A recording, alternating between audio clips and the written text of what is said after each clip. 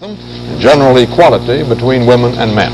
Here's how the demonstrations looked, starting with Bob Shackney in New York. Women's liberation now! It turned out there really weren't a lot of would-be liberated women willing to stop their work for the day in New York.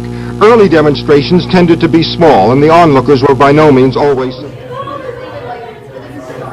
Feminism, by definition, is the belief that men and women should have equal opportunity. It is a theory of the social, political, and economic equality of the sexes. The feminist theory emerged from feminist movements. Three major feminist movements historically is the first wave feminism, the second wave feminism, and, debatably, the third wave feminism. Feminism focuses on protecting human rights for women. It mainly focuses on the right to vote, equal pay for equal work, and reproductive rights, which consists of the right to contraception and abortion. First wave feminism was a period of activity that spanned the 19th century and early 20th century. In the UK and US, it focused on the promotion of equal contract, marriage, parenting, and property rights for women. Some of this changed by the end of the 19th century. Activism focused on primarily gaining political power, particularly the right of women's suffrage. There were also some feminists that were active in campaigning for women's sexual, reproductive, and economic rights as well. Women's suffrage began in Britain's colonies close to the end of the 20th century.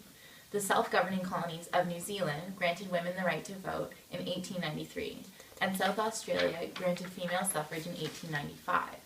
This was followed by Australia granting female suffrage in 1902.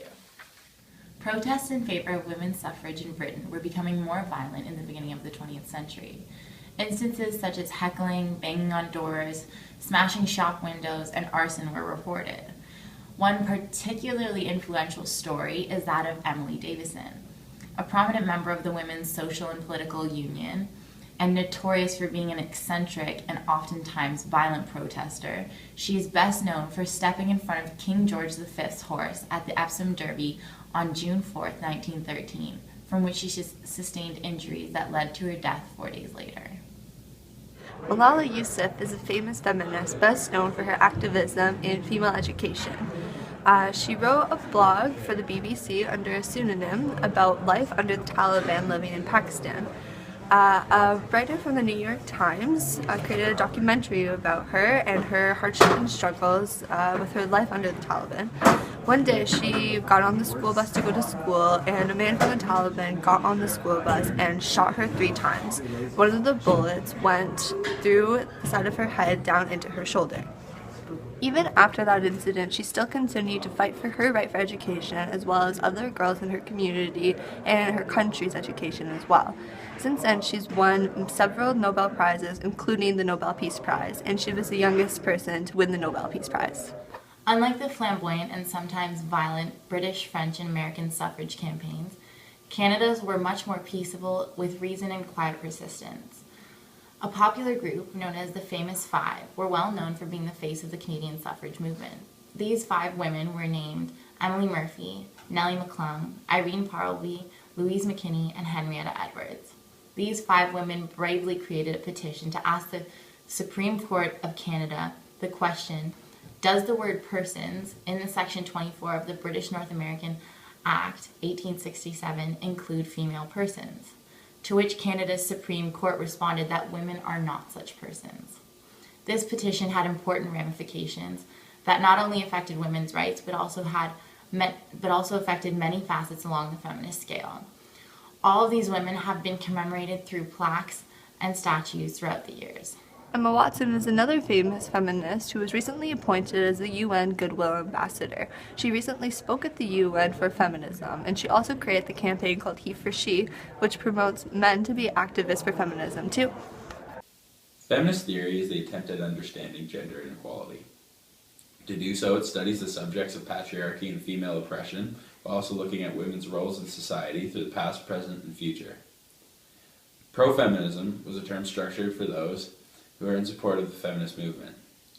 As a woman who is pro-feminist will generally just be referred to as a feminist, the term was mostly created to give a name to men who support the movement. Anti-feminism is the opposition of feminism. A cause that has attracted the likes of both men and women, anti-feminism opposes feminist ideas of patriarchy and female oppression and argues that these are either not true or much exaggerated. Some anti-feminists believe that the goal of feminism is to oppress men. Femin is a radical feminist movement and ideology whose aim is to counter all anti-feminism along with female oppression, homophobia, and other inequalities. Originally based in Kiev, and now in Paris, the group protests naked in public areas and has been known to break religious representations such as crosses. As a result of these movements, feminism has been able to make huge gains in today's society. Changes such as the promotion of gender-equal language and theology. Theology is the use of goddesses in religion to promote feminist views on them.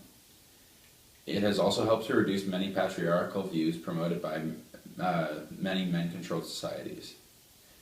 Unfortunately, these movements have also sparked negative effects for many, although the gains they have made are irreplaceable. Some argue that for feminism to really achieve gender equality, they have to take a look at men's liberation too, because men are also harmed by gender roles and stereotypes.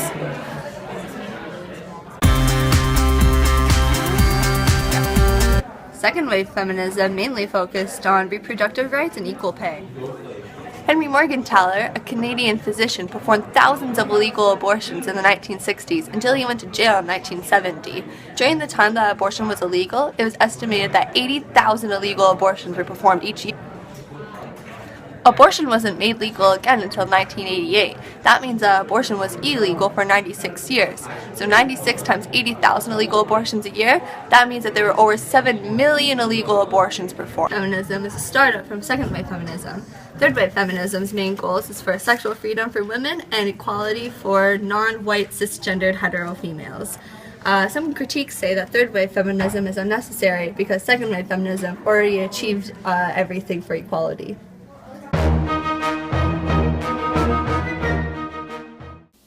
Feminism had many complex interactions with the major political movements of the 20th century.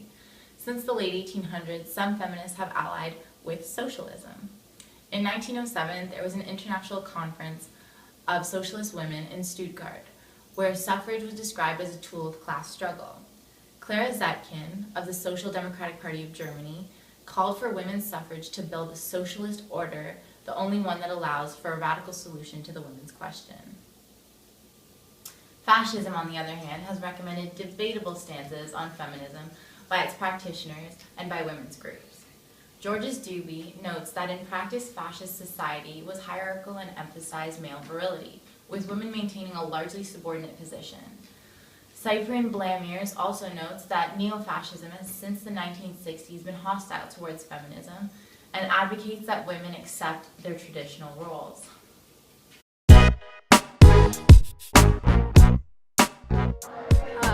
There are some controversies between theories of feminism.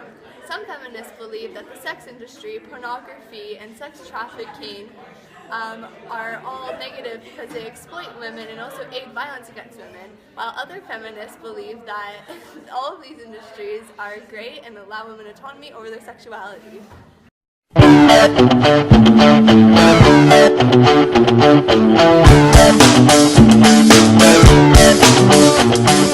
Take this pink ribbon off my eyes. I'm exposed and it's no big surprise. Standard radical feminism is a base for many ideas of feminism. It attracts a lot of negative attention from the media, for example, the name feminazi to describe people who are radically involved in feminism. Their goal is to free both men and women from gender roles imposed by society. They believe that sex-gendered systems have created oppression throughout the world. Their mission is to overthrow the system. They completely reject any sort of gender roles and any aspects of patriarchy. In some cases, they even reject men. So many reasons for me to run and hide. I can't do. Radical libertarian feminism believe that femininity limits women's capacity to contribute to society. They believe that women should be androgynous, and they like to violate sexual norms. Believe that every woman should have total control over all aspects of their sexuality. They advocate for artificial means of reproduction so that more time can be spent contributing to society instead of being pregnant. They are strong promoters of abortion, contraceptives, and other forms of birth control.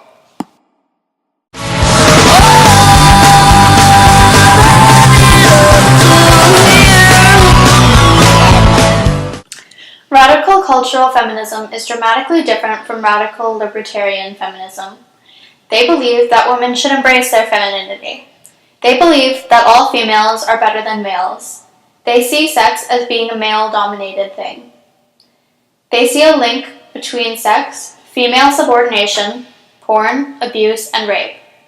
They see reproduction as being a source of power to women, and they believe that men are jealous of women and their ability to reproduce, and they try to control it through means of technology.